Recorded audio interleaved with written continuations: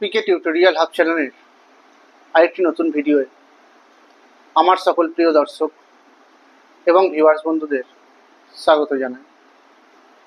প্রিয় দর্শক, তোমাদের উদ্দেশ্যে আমি প্রথমে জানিয়ে রাখি, তোমরা আমার আজকের এই ভিডিওটি শুরু থেকে শেষ পর্যন্ত সম্পূর্ণ অংশটুকু দেখবে এবং ভিডিওটি তোমাদের কেমন লাগলো তা কমেন্টের মাধ্যমে জানাবে। তোমাদের এই কমেন্টগুলোই আমাকে পরবর্তীতে আরও এই ধরনের বিষয়ভিত্তিক ভিডিওগুলি তৈরি করতে উৎসাহিত করবে। পশ্চিমবঙ্গ মধ্যশিক্ষা পর্ষদের নবম শ্রেণীর বাংলা বিষয়ের প্রবন্ধ হিমালয় দর্শন নিয়ে আজ আলোচনা করব। এই হিমালয় দর্শন নামক প্রবন্ধটি রচনা করেছেন বাংলা সাহিত্যের এক খ্যাতনামা লেখিকা বেগম রোকেয়া। বেগম রোকেয়ার এই হিমালয় দর্শন প্রবন্ধটি কুকমন্ডুকের হিমালয় দর্শন নামক ভ্রমণ কাহিনী থেকে সংকলিত হয়েছে। বেগম রোকেয়ার স্বামী ছিলেন এক বিশিষ্ট শিক্ষানুরাগী সাখাওয়াত হোসেন। এই সাখাওয়াত হোসেন মারা যাওয়ার পর বেগম রোকেয়া 1910 খ্রিস্টাব্দে কলকাতায় এসেছিলেন এবং সেখানে আসার পর তিনি নারী শিক্ষা তথা স্ত্রী শিক্ষা বিস্তারের উদ্দেশ্যে 1911 খ্রিস্টাব্দে সাখাওয়াত মেমোরিয়াল গার্লস স্কুল প্রতিষ্ঠা করেছিলেন। বেগম রোকেয়ার সম্বন্ধে বলতে গেলে বলা যায়, তিনি এক উল্লেখযোগ্য সমাজ সংস্কারক এবং কুসংস্কার প্রথার বিরোধী ও নারী শিক্ষা প্রসারে এক অগ্রণী ভূমিকা পালন করেছিলেন।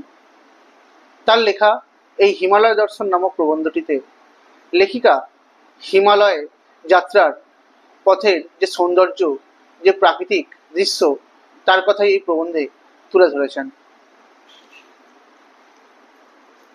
এই হিমালয় দর্শন একটি ভ্রমণ বৃত্তান্তমূলক রচনাবলী। তবে এই রচনার মধ্যে শুধু যে যাত্রাপথের বিবরণী আছে তা কিন্তু নয়। এই রচনার মধ্যে লেখিকার সৌন্দর্য পিপাসু যে সত্তা রয়েছে তার ঐশ্বরিক উপলব্ধির প্রকাশ কিন্তু এই প্রবন্ধে ফুটে উঠেছে। একই সঙ্গে তিনি নারীর অধিকারবোধের যে সমীহ প্রচেষ্টার কথা, তার কথা উল্লেখ করেছেন। এই যাত্রাপথে জলপ্রপাত বা নির্ঝরের যে সৌন্দর্য, তার কথা তিনি যেমন উল্লেখ করেছেন, তার পাশাপাশি তিনি সৃষ্টিকর্তা অর্থাৎ পরমেশ্বর ঈশ্বরের গুণগানও করেছেন। তিনি পার্বত্য অঞ্চলের ভুটিয়া নারীদের কষ্ট সহিষ্ণু জীবনযাপন এবং তাদের অদম্য মানসিকতাকে আত্মস্থ করে সমগ্র নারী সমাজ যাতে তাদের মতো সেই প্রেরণায় উদ্বুদ্ধ হয়, তার কথাও তিনি এই প্রবন্ধের মাধ্যমে ফুটিয়ে তুলেছেন এবং তিনি প্রত্যাশা করেছেন সমগ্র নারী সমাজ যেন তাদের দেখে উদ্বুদ্ধ হয়। এই প্রাকৃতিক সৌন্দর্যের দৃশ্য মানুষকে অধ্যাত্মবোধে জাগ্রত করে, তাকে মানব জাতির কল্যাণে নিযুক্ত করুক।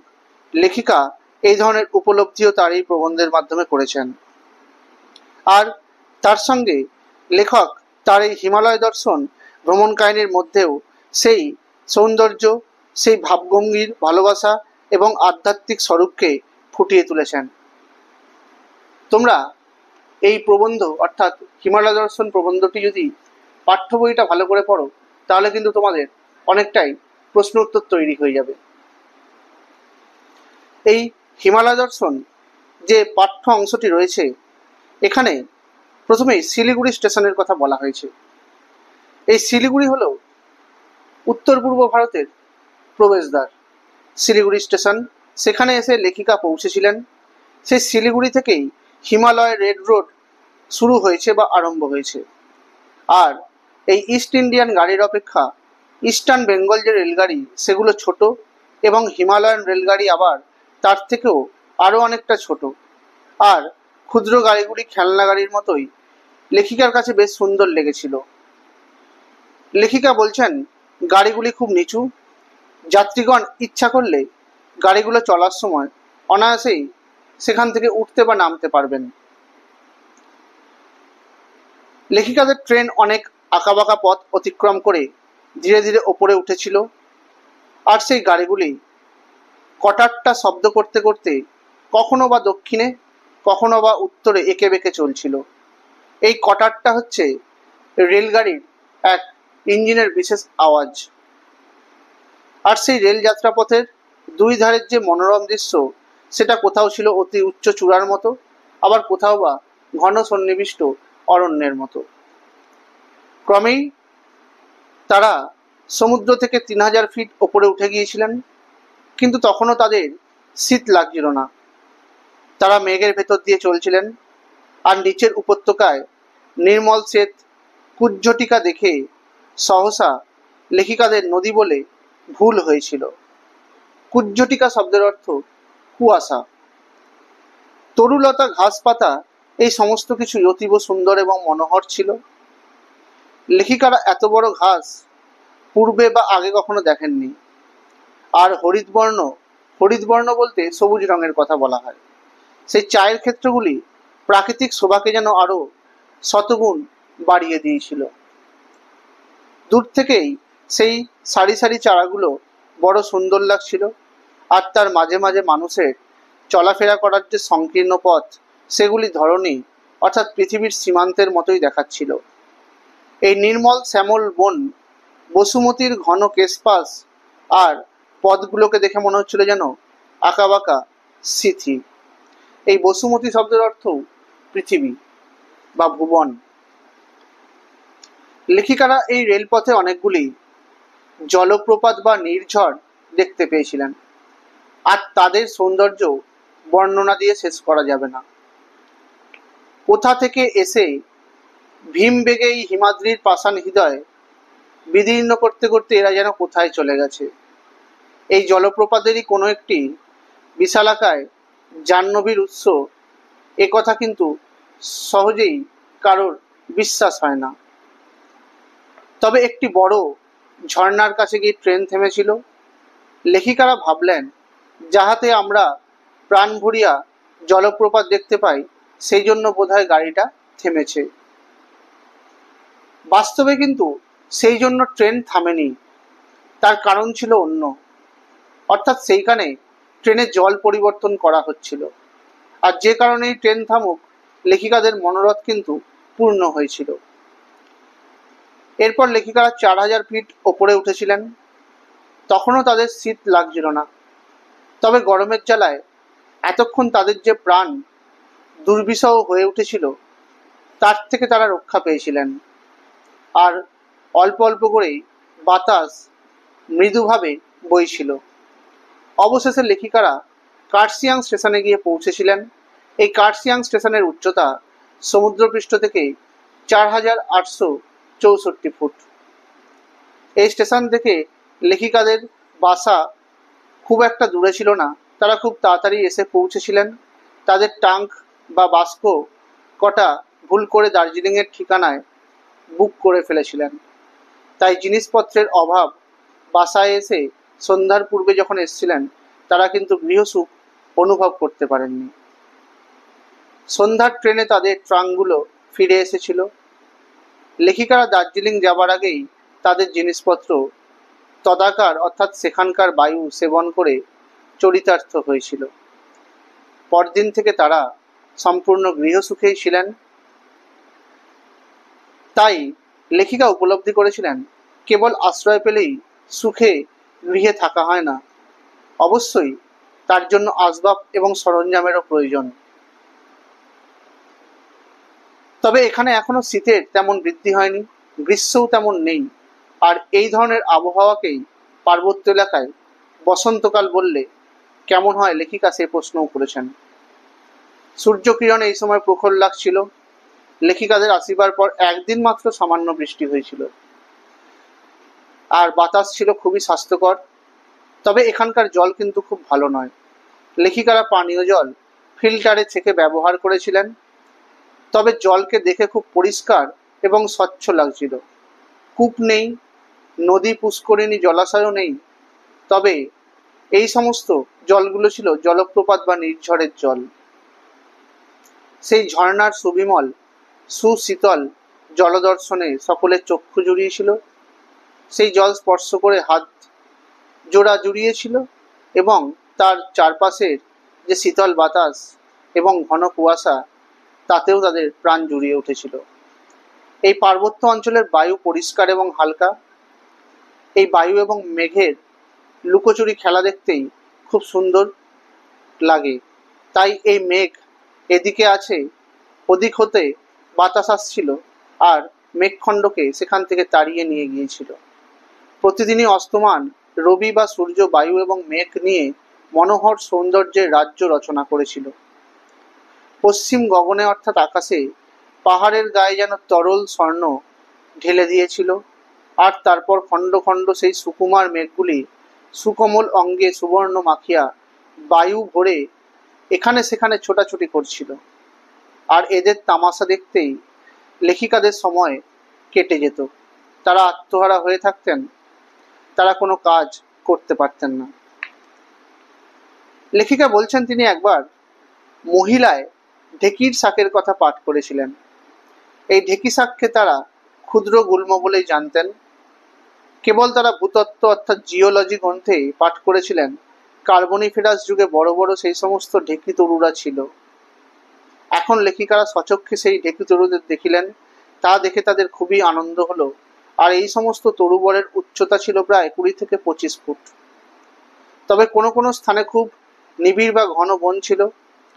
তবে একটাই সুখের বিষয়, এখানে কোনো বাঘ ছিল না, তাই সকলে তারা নির্ভয়ে বেড়াতে পেরেছিলেন। লেখিকারা নির্জন বন্যপথেই বেড়াতে ভালোবেসেছিলেন। তবে এখানে সর্প এবং চিনে যোগ ছিল। এখনো পর্যন্ত তারা সাপের সহিত কোনো সাক্ষাৎ ঘটেনি, কেবল 2-3 বার জোকে তাদের রক্ত শোষণ করেছিল।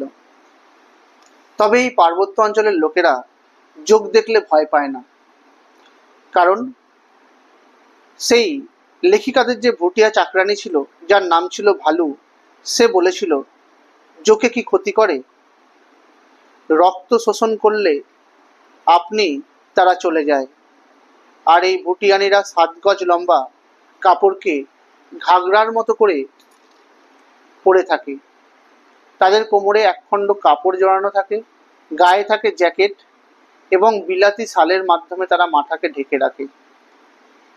তারা পৃষ্ঠে 2-1 মণ বোঝা নিয়ে অনায়াসে প্রস্তর সংকুল, আবুড়া খাবুড়া বা এবড়ো খেবড়ো পথ বেয়ে ওপরে উঠে আসে। এইভাবে তারা নিচেও নেমে যায়। তারা যে পথ দেখে আমাদের সমতলের লোকেদের বা মানুষদের সাহস থাকে না, সেই পথে তারা সহজেই বোঝা নিয়ে ওপর নিচ করে।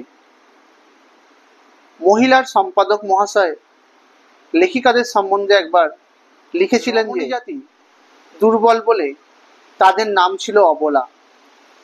তবে জিজ্ঞাসা করলে জানা যায় যে ওই ভুটিয়ানিরা কিন্তু অবলা জাতির মধ্যে পড়ে না, কারণ তারা উদারান্ন বা পেটের ভাতের জন্য পুরুষদের ওপর নির্ভর করে না। তারা একই রকমভাবে পুরুষদের মতোই উপার্জন করে, বরং বেশিরভাগ স্ত্রীলোকেরাই পাথর বয়, পুরুষরা কিন্তু বেশি বোঝা বহন করে না। অবলা অর্থাৎ স্ত্রী জাতিরা প্রস্তর বয়ে নিয়ে যায়, আর সবল অর্থাৎ পুরুষ জাতিরা পথে পাথর বিছিয়ে রাস্তা প্রস্তুত করে, আর সেই কাজে বালক বালিকারাও যোগদান করে থাকে। ভুটিয়ানিরা কিন্তু পাহাড়নি বলেই নিজেদের পরিচয় দেয় এবং সমতলের মানুষদের নিচেকা আদমি বলে থাকে। যেন তাদের মতে এই নিচেকা আদমিরাই হলো অসভ্য, কারণ এরা শ্রমশীলা, কার্যপ্রিয়, সাহসী ও সত্যবাদী। অর্থাৎ ভুটিয়ানিরা শ্রমশীলা, কার্যপ্রিয়, সাহসী এবং সত্যবাদী, কিন্তু এই নিচেকা আদমিরা সংস্রবে থেকেই তারা ক্রমশ সদ্গুণরাজি অর্থাৎ নিজেদের যে চারিত্রিক বৈশিষ্ট্যগুলো সেগুলো হারিয়ে ফেলছে। তারা মনে করে এই নিচেকা আদমিরা শ্রমশীলা, কার্যপ্রিয়, সাহসী বা সত্যবাদী নয়। বাজারের পয়সা অল্প স্বল্প চুরি করা, দুধে জল মেশানো ইত্যাদি দোষ কিন্তু এই নিচেকা আদমির থেকে ভুটিয়ানিরাও শিখে ফেলছিল। আবার এই নিচেকা আদমির সঙ্গে ভুটিয়ানিদের বিয়েও হয়, আর এইভাবেই তারা অন্যান্য জাতির সাথে মিশে যাচ্ছে। লেখিকাদের বাসা হতে প্রায় 1 মাইল দূরে বড় একটা ঝর্ণা বইছিল। এখান থেকেই ওই দুগ্ধ ফেননিভ জলের স্রোতকে দেখা যাচ্ছিল। দিনরাত তাহার কল্লোল গীতি শুনেই ঈশ্বরের প্রতি ভক্তির যে উচ্ছ্বাস তা দ্বিগুণ থেকে ত্রিগুণ বেগে প্রবাহিত হচ্ছিল। তারা মনে করেছিলেন প্রাণটাও কেন ওই নির্ঝরের মতোই বয়ে গিয়ে পরমেশ্বরের চরণ প্রান্তে লুটিয়ে পড়ে না। তবে তিনি বলছেন, লেখিকারা পাহাড়ে এসে অত্যন্ত সুখী এবং ঈশ্বরের নিকট কৃতজ্ঞ হয়েছিলেন। সমুদ্রের সামান্য নমুনা অর্থাৎ বঙ্গোপসাগর তারা দেখেছিলেন আগেই, শুধু তাদের বাকি ছিল পর্বতের একটি নমুনা দেখা। এখন তাদের সেই স্বাদও পূর্ণ হয়ে গিয়েছিল। তবে এই দর্শন যতই দেখি ততই যেন পিপাসা আরো শতগুণ বেড়ে যায়। কিন্তু কেবল দুটো চক্ষু ভগবান দিয়েছেন, তার দ্বারা আর কতই বা দেখা যায়। ভগবান অনেকগুলো চোখ দেননি কেন? লেখিকা মনে করছেন, যতই দেখেন ততই ভাবেন, আর তাহা বা তা ভাষায় ব্যক্ত করবার ক্ষমতা তার হয়ে ওঠে না। এই পার্বত্য এলাকার প্রত্যেকটি উচ্চশৃঙ্গ, প্রত্যেকটি ঝর্ণা বা জলপ্রপাত বা নির্ঝর যেন বলে থাকে, এ বলে আমায় দেখ, ও বলে আমায়। আর যখন তাদেরকে বিস্ময় বিস্ফোরিত চোখ দুটি দিয়ে দেখা হয়, তখন তারা ঈষৎ হেসে ভ্রুকুটি করে বলে, আমাকে কি দেখো, আমার স্রষ্টাকে স্মরণ করো। ঠিক কথাই, চিত্র দেখে কিন্তু চিত্রকরের নৈপুণ্যকে সহজে বোঝা যায় না। আর নাম শুনেই বা কে কাকে চিনতে পারে। তাই আমাদের জন্য হিমালয়ের এই পাদদেশটুকু কত বৃহৎ, কত বিস্তৃত আর কত মহান। আর সেই মহাশিল্পী সৃষ্ট জগতে হিমালয় কত ক্ষুদ্র। বালুকা কণা বলিলেও তাকে বড় বলা হয়। তবে আমাদের এমন সুন্দর চোখ, কান, মন নিয়ে যদি আমরা স্রষ্টার গুণকীর্তন না করে থাকি, তবে কিন্তু তা কৃতজ্ঞতা হয় না। মন, মস্তিষ্ক, প্রাণ সব নিয়ে উপাসনা করলে তবেই তৃপ্তি হয়। কেবল টিয়া পাখির মতোই কতগুলি শব্দকে কণ্ঠস্থ করে উচ্চারণ করলেই, অর্থাৎ লেখিকা মনে করেন তার মতে এটাই, যে তাতে কিন্তু কোনো উপাসনা হয় না। তাই উপাসনায় প্রাণের আবেগ থাকতে হবে। প্রাকৃতিক সৌন্দর্য দর্শন করে মন প্রাণ তখন শতই সমস্বরে বলে উঠবে, ঈশ্বরই সমস্ত কিছুর প্রশংসার যোগ্য, তিনি ধন্য। আর তখন এসব কথা মুখে কিন্তু উচ্চারণের প্রয়োজনও হবে না। অর্থাৎ লেখিকা এই হিমালয় দর্শন করার পরে তার যে মনের ভাব, যে মনের বহিঃপ্রকাশ, তা এই পাঠ্য প্রবন্ধের মধ্যে দিয়ে তুলে ধরেছেন। তোমাদের এখন আমি এই অধ্যায় থেকে বা এই প্রবন্ধ থেকে কিছু গুরুত্বপূর্ণ শব্দার্থ বলে দেব। যেমন এখানে আছে, বসুমতী মানে পৃথিবী। হিমাদ্রি বলতে হিমালয় পর্বতের কথা বলা হয়েছে। জাহ্নবী পুরাণে বর্ণিত মহর্ষি জন্নুর কন্যারূপে পরিচিতা মা গঙ্গার কথা বলা হয়েছে। কার্শিয়াং হচ্ছে দার্জিলিং জেলার অন্তর্গত একটি পাহাড়ি অঞ্চল। তারপরে এখানে বলা হয়েছে সুকুমার। এই সুকুমার শব্দের অর্থ সুন্দর। মহিলা বলে একটি শব্দ আছে। এই মহিলা হচ্ছে একটি নারী প্রগতিশীল মাসিক পত্রিকা। 1857 খ্রিস্টাব্দ থেকে 1915 খ্রিস্টাব্দ পর্যন্ত এই পত্রিকাটি ধারাবাহিকভাবে প্রকাশিত হয়েছিল। এই পত্রিকাটি সম্পাদনা করেছিলেন গিরিশচন্দ্র সেন এবং ব্রজমোহন নিয়োগী। লেখিকা বেগম রোকেয়া প্রত্যক্ষভাবে এই মহিলা নামক পত্রিকাটির সঙ্গে যুক্ত ছিলেন। কার্বনিফেরাস যুগ বলতে বোঝায় আনুমানিক 30 থেকে 35 কোটি বছর আগের সময়কালের কথা। চীনে যোগ হচ্ছে এক ধরনের রক্তচোষক যোগ বিশেষ, যা কিন্তু ধরলে সহজে ছাড়ে না। 7 গজ বলতে 14 হাত পরিমাপের কথা বলা হয়। 1 গজ সমান 2 হাত বা 36 ইঞ্চি। মন হচ্ছে ওজনের একটা মাপ বিশেষ।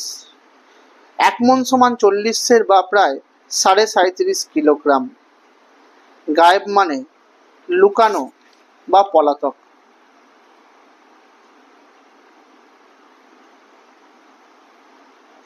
সত্যবাদী মানে সত্য কথা বলে যে।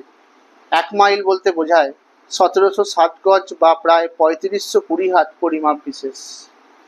দুগ্ধ ফেননিব শব্দের অর্থ দুধের ফেনার মতো, এবং কৃতজ্ঞতা শব্দের অর্থ উপকারীর অপকার করে এমন মানুষ বা ব্যক্তি যাকে এক কথায় বলা হয় নিমকহারাম।